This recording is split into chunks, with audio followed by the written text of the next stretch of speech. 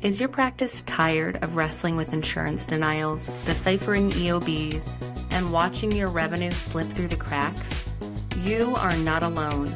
Welcome to The Claim Game, the podcast designed to cut through the confusion and provide you with the best practices for revenue cycle management success. We are Jeremy and Catherine Zug, and we've been with people just like you in the trenches. Each week, we'll break down complex billing processes, share real-world solutions from practices like yours, and ask questions of the game makers and changers of healthcare so you can take control of your revenue. Let's turn those claim denials into deposits and help you return to focusing on patient care. It's time to win the claim game.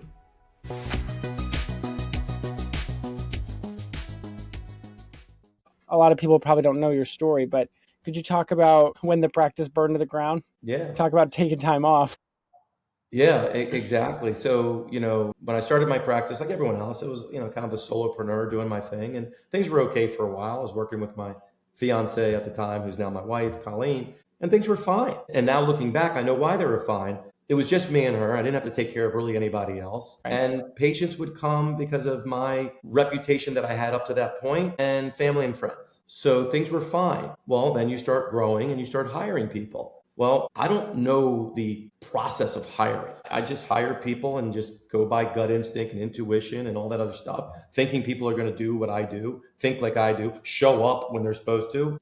And, it didn't happen like that. And, I get a little frustrated, but the place still got busier and busier. So I started to, hire people, even people that I was like, I don't think this is the right fit, but man, I need somebody.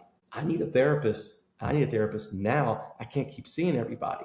So you start doing that. And that's what happened to me. And then that starts to trigger something. And for me, my anxiety triggered, I described it as a pit in my stomach, tightness in my jaw. Like that was every day, waking up at 2:00 in the morning with a sweat, kind of staring down the barrel of like another Monday. Like it was like the anxiety that I had. And when my place burned down a few years after I opened, it was a shock, but in a weird way, it was a relief. And people are like, how could that be a relief? And I said, it happened on a Sunday. I said, because I didn't have to go to work on Monday. And Monday was one of the best days of my life. Because it's like having a snow day, an unexpected snow day. Guess what, Jamey? There's no school. And that's what it felt like. And I started to contemplate, maybe this is not for me. Maybe I need to get out of being my own boss. Maybe I need to get out of the profession, because I had friends in other professions making money and they did not go through the level of schooling and sacrifice that I did. So I started to question all of it. You know how you just start to question it. You're like, what am I doing? I'm working 1,000,000 hours. I've been a therapist at the time for 9 years.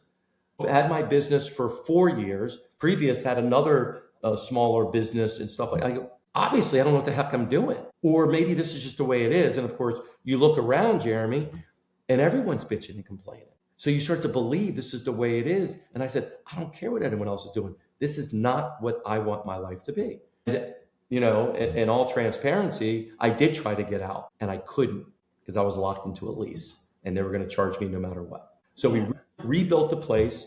And at that moment, I made the decision, I am going to actually learn the business of physical therapy. And that's what I did. Honestly, I didn't think it was going to be that difficult. Well, I was wrong. My ego was too big to realize it was not going to be that difficult. It was really difficult for me because I was so conditioned to think a certain way, act a certain way, show up a certain way. I had an ego, I had pride, I had, sarcasm, all these great qualities that don't work well in building a team. It took me 9 years to actually achieve the one goal I wanted, which was just not to have to show up on Monday and everything be fine. That's crazy. And finally, in 9 years, I was like, take me off the schedule. And the front desk said, Jamey, you're not on the schedule. I go, no.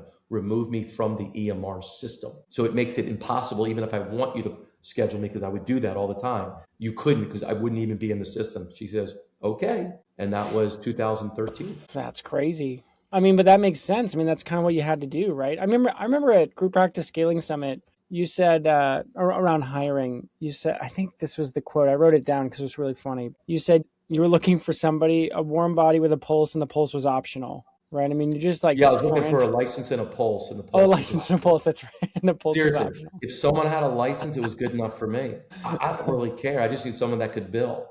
And that's so many people's mentality, because so many of us hire. I mean, right now it's a tough field to hire in any industry, right? There's a shortage across in any allied health industry, but we still hire based on desperation because we're not really clear who we're looking for, and we don't have any type of process. This is perfect, Jeremy. We don't have a process that slows us down. Look, the best business owners out there, entrepreneurs out there, are readers. You're a reader, I'm a reader. I'm sure so many people listening are readers. I guarantee you've read this somewhere that says, hire slow, fire fast. Fast, that's right. And we all do the exact opposite. We hire fast and we take forever to let someone go. Yeah, that's right. Because our ego is so tied up into, I know how to pick them. It doesn't matter, right? I mean, you can tell on the first day. You can tell on the first day whether somebody's a good fit or not. And that's when you should make that decision as quickly as you can. And remember, I had to look in the mirror with this, and someone pointed out saying, Jamey, you bitch and complain a lot about your team, back when things were tough. And I go, well, yeah, because they're like this and she's like this and he's like this. He goes, well, who hired them? I go, well, I did. Whoops. So why are you blaming them? You hired them based on whatever interview questions you had, based on whatever ad you had, based on whatever training and onboarding process you had. They're the way they should be based on you. And I was like, damn. That's right. Damn. That's exactly right. So I said, wait a minute, I can bring on better people, like more appropriate. Yeah, but you got to focus on how you think about the business, what your process is, what you're interviewing. How are you showing up for them? Do you show up with gratitude, or are you showing up with an attitude like, okay, well, if I'm going to pay you, you better do this, this, and this. And that took a lot of reflection, a lot of what Cal Newport calls deep work, right? Deep work. I mean, this is what it's about for me and so many other people. It's that when no one's looking, what kind of deep work are you doing? What kind of thoughtful stuff are you doing? How are you making yourself better behind the scenes? The whole Steph Curry, and I'm sure there's other athletes and, celebrities and stuff. It's what Steph Curry does behind the scenes that makes him so good when he's on the spotlight for that 1 second or 1 minute or whatever. It's like, how many people are putting in that type of effort behind the scenes to show up, when the camera when is it on. matters. Yeah. You get paid in public what you practice in private. How many of us are students of what we're doing? Not clinical students, business owning students. Well, I talk to a lot of people, Jeremy. Unfortunately, it's not many. No, it's and not. What's interesting, it's probably the same percentage of the people that could really honestly say they have a successful business and life. Because to me, they go together. You can have a financially successful business, but if you're working 70 hours a week grinding and it's not producing the life that you want, to me, that's only one part of success. That's not true success. Yeah, what's success? What's success, Jamey? Well, to me, it's about, yes, part of it's financial. To me, it's about health and wellness and well-being. It's about having the freedom of time to do what I want, to have the freedom of relationships. Like, I get to have the relationships that I want. I'm not stuck in a place where relationships are forced upon me. So having that freedom, having that choice, to me, is what it's ultimately about. Again, for me, that's what it's about. I think I would also add in there a level of contribution. I feel good when I feel like I'm making an impact, but not just making an impact out of guilt, which so many of us feel, but making an impact doing what I love to do. So I'm selfishly doing what I love, but it's making an impact on others as well. That's hard for a lot of people to get. A lot of times we feel like we have to struggle in order for something to be successful versus why can't you just do what you love to do, but it benefits someone else as well. I mean, that's the whole idea, right? Of like business is a miracle in that sense, right? Like we get to work together for mutual gain, right? How is that played out in coaching, right? Because you're doing executive coaching now, or are you just training coaches who coach? Yeah. Well, this is interesting. So I fought my two sides of myself. I fought that for so many years. I fought the Jamey loves coaching. I work on it every single day, trying to get better and better and better. Like 10,000 hours to be a master. I'm well over 10,000 hours. Yeah. And I'm fighting but Jamey, if you're going to have a scalable business, you can't trap yourself in the business like we teach. So I'm constantly fighting those two sides. And what I realized is, and my coach, I have a coach for the last 9 years, Walt said, Jamey, you really like coaching. I said, yeah, it gives you energy. It just makes you feel better. People love it too. He goes, well, why don't you take on a handful of clients? It's not going to affect you building your company. But man, you're going back and forth and driving yourself crazy. So what happened was, this was 4 or 5 years ago. I was seeing about two clients, and I said, you know what? Fine, I will be open. I just put it out in the universe. I will be open to handling maybe 4 more clients. Keep it at 5 or 6 clients. Within 3 months, I had 4 more clients. I didn't quite double my rates, but it was close.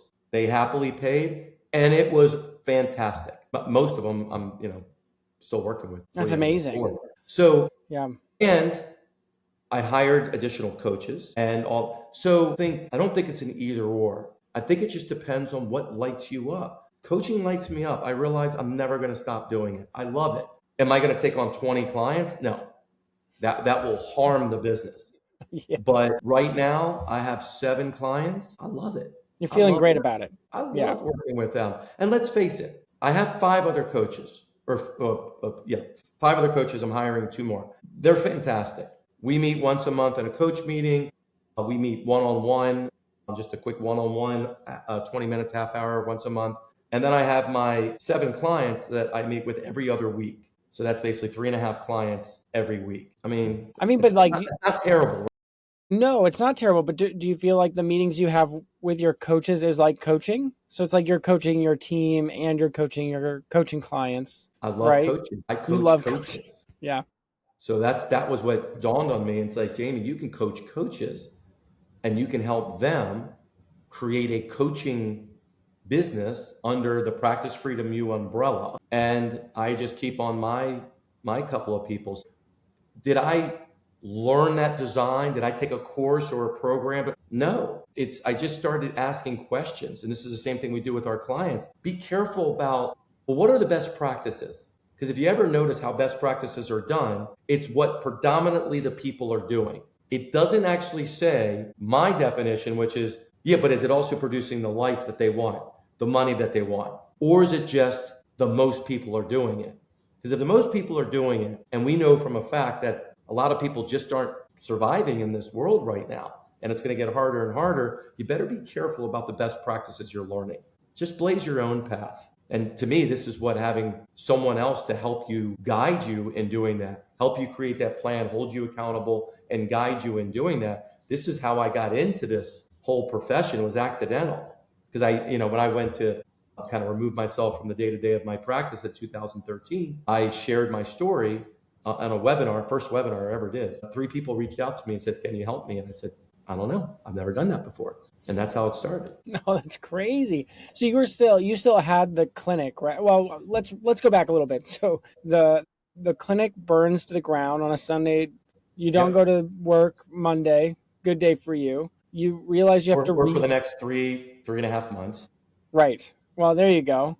So then you realize you have to be a business owner. That's much harder than you expected. Anybody who says it's easy is lying to you.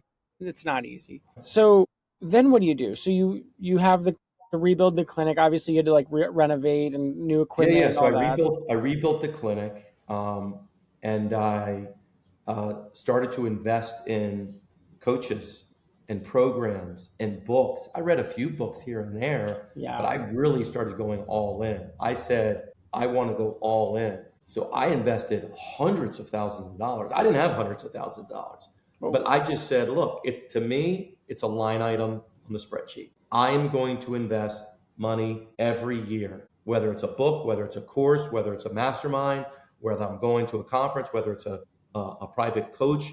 I'm going to do that. Now, certain things I liked more than others, but I want to experience what that's like. And then all of a sudden you start to figure out some things. It didn't come from like one magical place. It just started to make sense on areas. And what's great about us owning business, when you start to kind of really get into the world of, I'm going to really understand the business of my business, is you're playing in real time. You're not investing $200,000 in school to graduate and hopefully get a job and then figure out whether school was worth it. Like, I'm applying this stuff in real time. And what the good news is, I didn't think it was good news at the time, is I'm really slow and I make really bad decisions. So I learned a hell of a lot because I made so many mistakes that I would say 2 out of every 10 things I did were actually semi-successful. 8 out of every 10, I was just screwing things up. And it caused so many other problems. The fire was the least of my problems. I mean, we're talking about being investigated by the Department of Labor. We're talking about having a clinical director being arrested at your clinic, and you're on the 5 o'clock news when your sister-in-law texts you and says, Jamey, are you going to jail? And I didn't know what she was talking about because I wasn't even there, because my clinical director improperly touched someone during a free consultation.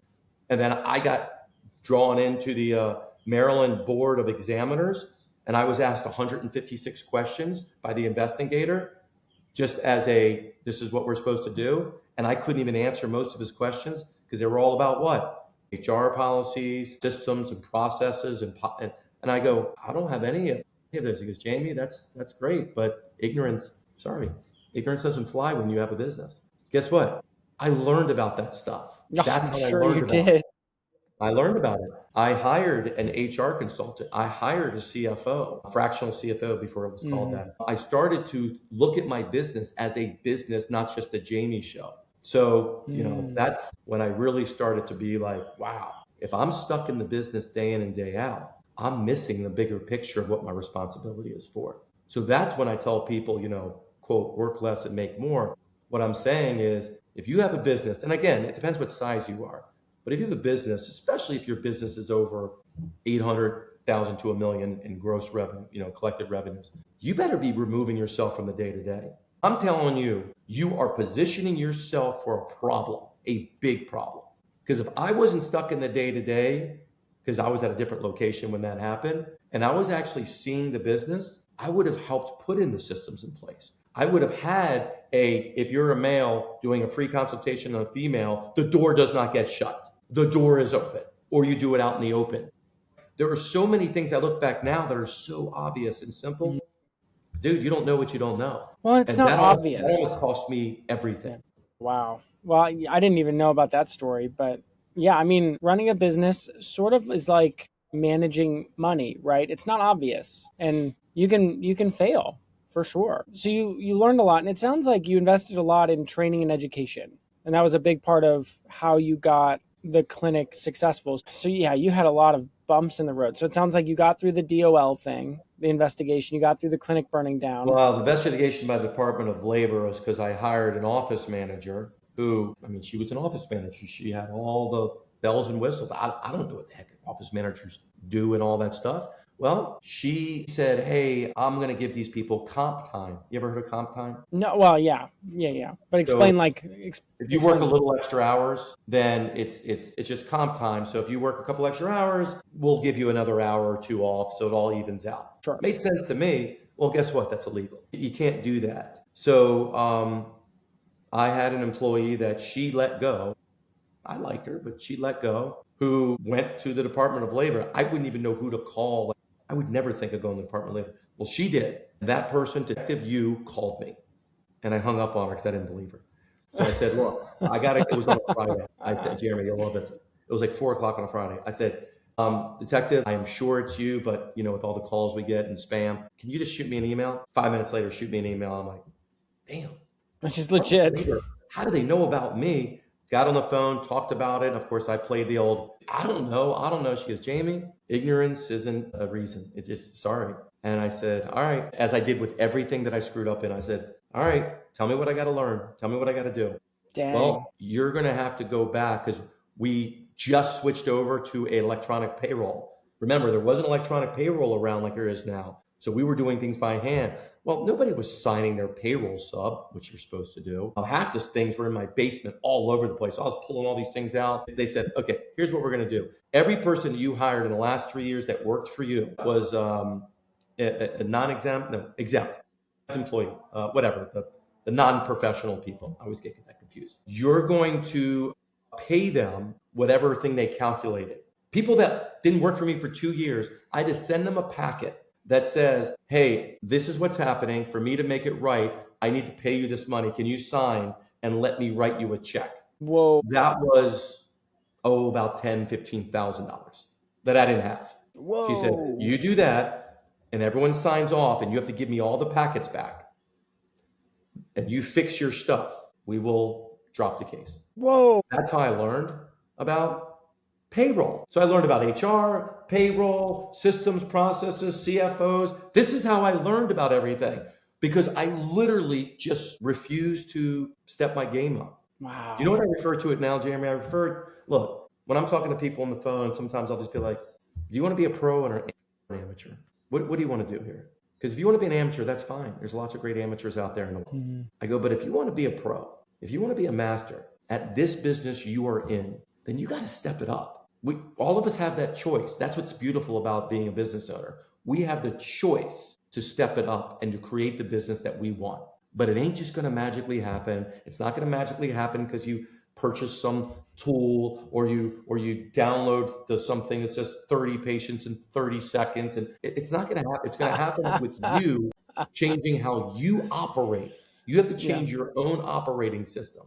And if you do, I guarantee you'll be successful in all avenues because there was no reason I should have been any level of success. I couldn't have done this worse. So I mean, it sounds like you have some scars, man, to share for sure. But I'm sure it made you a lot better. Now I have learning stories, Jeremy. Learning stories. I love it. Every lesson in our life has a price. Some are just more expensive than others. Oh, that's good. That's great. This episode is brought to you by Jane, a practice management software and EMR built to support you in the day-to-day work of running your practice. If you're a health or wellness practitioner, you already know the care you provide starts well before your client arrives and extends far beyond the treatment room. Jane is there to support you in every part of that experience. With online booking, your clients can book at a time that works for them. And with features like notifications, they'll even be able to grab last-minute openings when they pop up. It's an easy way to keep your schedule full while getting your clients the care they need. During your appointment, Jane's AI-powered documentation feature can help you thoughtfully take notes so you can stay present with the person in front of you. And after appointments, you can end your time together on a healing note, not a transactional one, by charging the card on file. To learn more about how Jane can support you and your clients, head to jane.app/demo. And one last thing, if you're ready to get started with Jane, you can use my code in the show notes for a 1-month grace period on your new account. Now, I know the end of this story, but how does this all end? I mean, did you have to shut it down in disgrace because of an investigation, or how did it end? It ended like all the other ones ended. I didn't screw it up enough that I was arrested. I didn't screw it up enough that I was shut down. I did go in prod a long time ago, right? Because I got beaten. But I said, look, I can look at this as one of two things. I can blame my front desk person from going there, or I can show gratitude. And by the way, my office manager wasn't there anymore. So this was all after that. I realized she was an absolute idiot. So I had to let her go, but I didn't know what she did prior to that.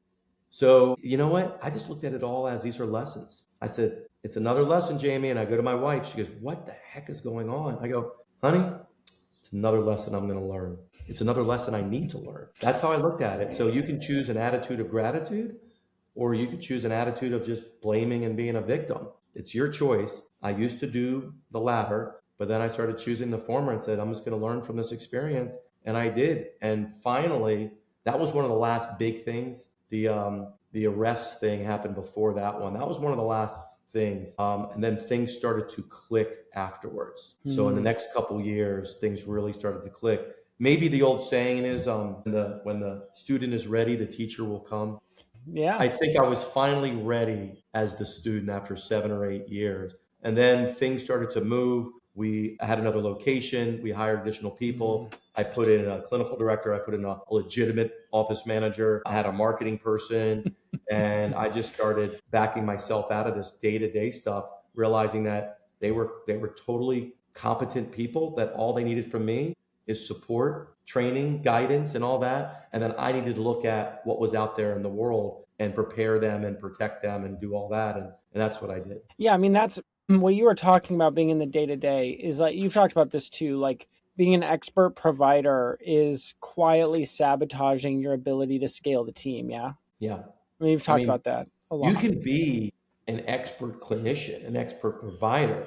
That's fine. But you can't be that at the expense of not being a professional in the business. Because if you're not going to be a professional in the business, but you want to grow your business, then you are going to write big checks to people that can do that. And you can do that. Most of us don't have those checks to do it. And we don't have the competence to hire the right person because we don't have that experience yet. So bigger companies, they're at such an advantage because they got deeper pockets and they have deeper insight. So we're never trying to compete with those bigger companies. We're just trying to create the thing that we want to create. We have to take responsibility. Jeremy, that's what it comes down to. It's just taking ownership, taking responsibility for oneself. Just focus on you, just like we tell our kids. Don't worry about you focus on you. Just because they want to jump off the bridge, you don't want to jump off the bridge. Yeah, that's right. Yeah. It all goes back to like kindergarten advice. That's so Maybe true. that's the next book. No, Kindergarten advice. Kindergarten advice. Yeah. Or for you, it'd be like, it's always something, I feel like would be the title of the book. Well, I mean, that book, I'm sure that book's already written. I would put probably an expletive. It's always effing something. There you go. And just share like 16 different stories of what happened in a 7-year period. Yeah.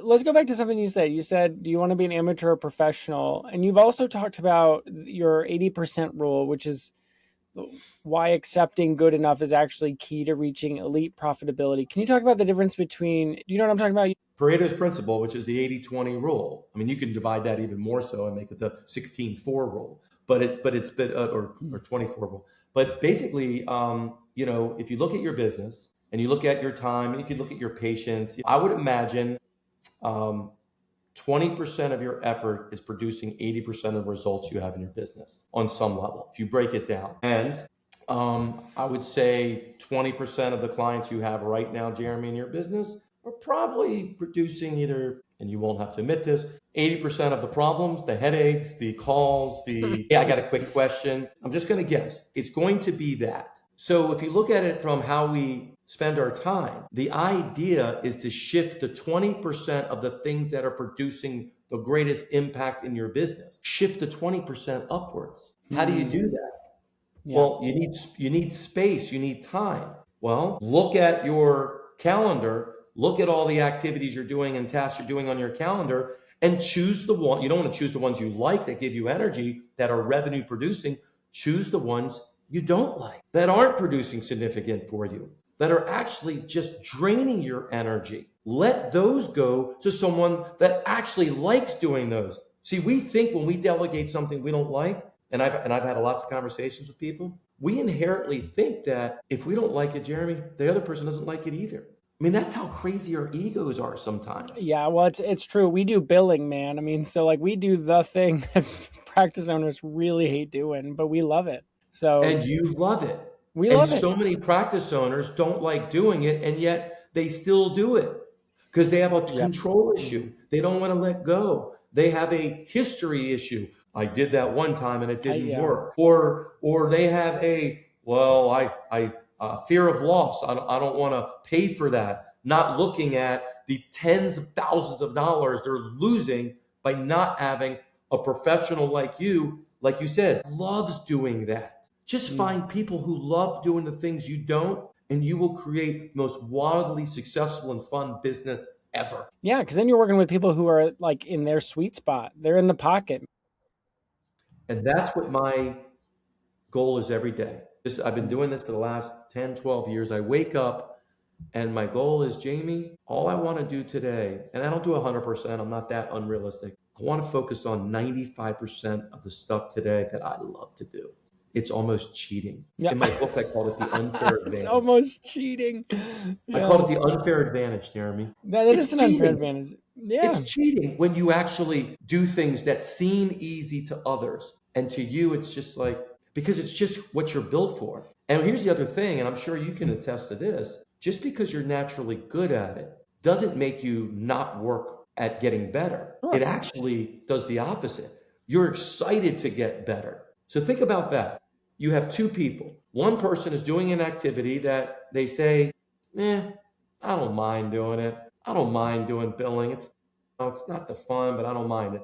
And then there's you. Not only do I not mind, I love it. And I'm continuing to learn the best tips and tricks and ideas and efficiencies and technology. Do you think the person that is just looking at this as, I don't mind, you think they're doing any of that? No way. So the longer they stay in doing that activity, bigger the problem and the more it's costing them. And as business owners, too many times we don't see that. Yeah, that's right. We just see our little window. Yeah, that's right. So if someone's not using what you're offering with the reason of, I think I could do it myself, which I think that's crazy, or the bigger reason is, I don't want to pay for it. You really have to ask yourself, am I saying that because of my own ego and pride and my issue with money and all that? Is that helping me become really a professional business owner? Or is that the old wiring and the old thinking that needs to be upgraded? Because that's all this is. This is about upgrading one's thinking about how they see their business, where they are in their business, and how they solve problems. Because at the end of the day, a mentor told me, Jamey, we wake up every day and solve problems. That's what we do for a living. That's so awesome. I said, good. Just stop solving the same freaking problem. Yeah. You have problems with billing. How about we just solve the billing problem instead of just having the same problem to solve? Jamey, I'm having difficulty hiring. Well, how about we just solve that? We're not making any money in our business. How about we just solve that instead of having the same problem again and again and again? Yeah, like actually fix it. And the hard part in doing that is it's not an external problem. Talk more about that. Yeah, talk more about that being an internal problem. So when I look at kind of the structure of a business, I try to simplify things. I look at it in three different parts. There's the structure of the business, the systems and the processes and the organizational chart and the people, a lot of the tools and technology. That's the structure of the business. That's the wood, the nails, the siding, the roof. That's what that is. And there has to be structure of a business. If you don't have structure, it ain't much of a business. The next part of it is this business has to have a profitable financial model. That means it needs to have positive KPIs, positive cash flow, a solid profit margin. So that's the model, the financial model. So there's structure in the financial model. If you do that, you're going to be pretty good. But that doesn't guarantee really anything. There's a third part that very rarely gets talked about, and that's the part that I realized personally was like the missing factor for me, because I knew all the structure stuff of a business. I knew all that. I learned all of that. And I understood profitability and I understood KPIs. And yet I still struggled. And it was the third part that was the key, mindset. You can call it leadership, how an owner thinks, however you want to call it. It's the internal stuff that we have. And there's three parts to that. One, control, the fear of letting go. Two, identity, how we see ourselves, how we think of ourselves. And three, probably the biggest one, limited beliefs. Things we believe that do not serve us. We all have belief issues. Not everyone believes the same stuff. And you're not necessarily wrong or right. I always say, is the belief you have creating the life you want or the business you want? If it's not, then it's limited. So how do we upgrade how you think? Where did that belief start from? So that's a lot of the deeper work we get into, but it's not therapy because there's a structure to that, right? There isn't just we're talking about time. We're building a structure. But if we don't focus on the owner as the leader and address the stuff that's affecting their ability to hire people or build their team or create profitability or expand or whatever it is, then we're missing, I believe, the most important piece to those three areas of structure, model, mindset. Structure, model, mindset. So how do you upgrade? I mean, you asked that question just now, like that process. What's the process you take people to upgrade mindset? Well, I think mindset, that's a great question. Mindset itself is how we think about stuff. I call it the power formula. How we think, how we handle our emotional triggers, right?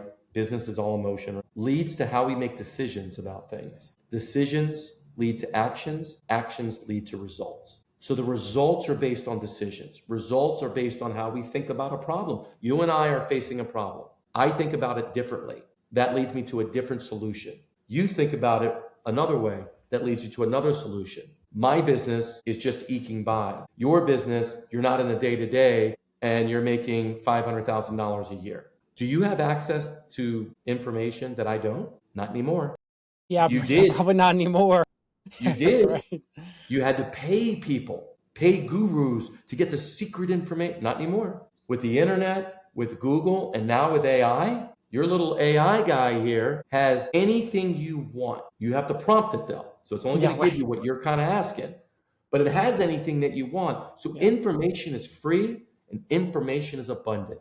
So that's not the problem. So if that's not the problem, and by the way, that same AI can handle a lot of your financials for you too. I was talking at the summit to Nate. I said, Nate, how are you kind of figuring out the AI? Someone can take their P&L statement that AI actually uploads, put in AI and say, give me a report of what the P&L shows me and what I should do about it. And they will take every bookkeeper and every accountant in the world and make it and give you the exact advice you should do. So that's not an advantage anymore. So what's the only advantage left is us, how we handle all of this. Some people are going all in with AI. Some people are staying away. What's the difference? Well, some people think differently about AI in their business. It's very true. Some people think differently about hiring you in your company. Other people think differently and don't hire you in your company. Not bad or good, but is it giving them the business that they want, the money and the income that they want to create the life? And my guess is people with you have a much greater chance of achieving that. Not 100%, because there's a lot of other decisions they're making. But if they think like, I believe I should be focusing on the things that I do extremely well, that's going to give me a multiple increase in my business. And I'm going to search for people that love doing the things that they do well. And I'm just going to make sure that I have a recruiting and hiring and interview process that practically ensures that from happening. So I'm going to spend my time, I'm going to block out time, and I'm going to create that. Everyone could do what I just said. And if you did, your business would absolutely exponentially transform. It's a great piece of advice. But not everyone will, because we are habitual creatures. We're born, we have the formative years, we have lots of schooling. That schooling reinforces things with us. And we make decisions, we do things without even really recognizing why we even do this in the first place, because we weren't born like this. Someone conditioned us to think this way. I know we're going kind of crazy deep here. Yeah. This is the place that I went to. When I'm sitting there in a room and we're all just talking about, Amy, why do you think the way you think? Why do you think you have issues with money? Why do, when someone says, whatever amount it was, $1,000, $5,000. Do you think you're not worth $5,000 to work with someone? Of course I am. Have you ever asked someone for it? No, I don't know if they'll pay it. I don't know if they'll pay it. That's not your problem though. Your problem isn't whether they pay it or not.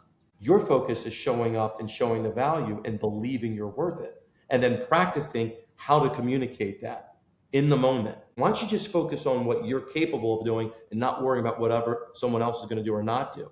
So I'm going through this kind of like mindset upgrade of, man, all this stuff that I'm doing, that I'm having struggles with, these are things that influences taught me. Other professors taught me. People growing up taught me.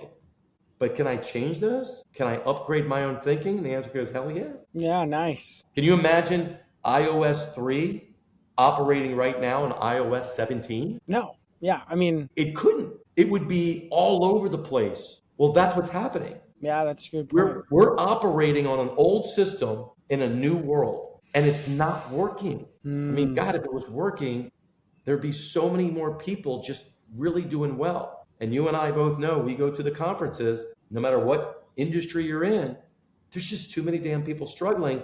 And yet there's not a lack of people that need your help. So you tell me the riddle on that. Yeah. There's infinitely more people in this world that need what you do, that you are an absolute expert on, than actually do what you do. So what's the problem? The same as the solution.